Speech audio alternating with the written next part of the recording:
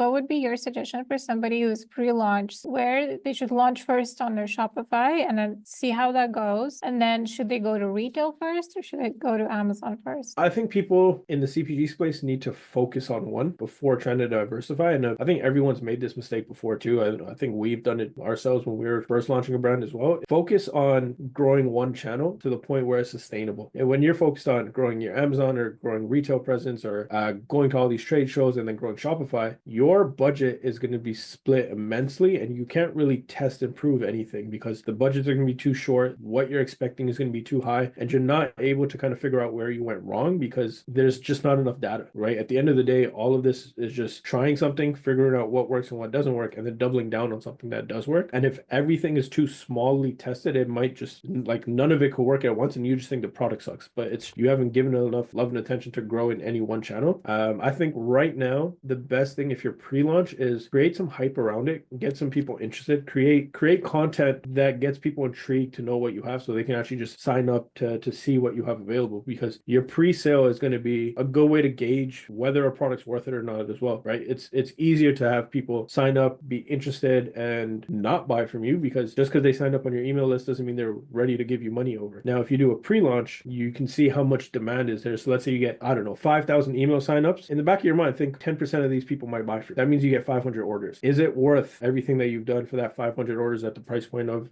an item to make sense for this launch? Go forward with it. Worst case scenario is you can always send an email saying, hey, we've delayed the launch or we moved the launch or the launch is no longer happening. And nobody really loses much. But the last thing you want to do is buy 50,000 units and you sell 10 or you sell 20 or whatever it may be. So I think having like that pre-launch and understanding the metrics of conversion is really important.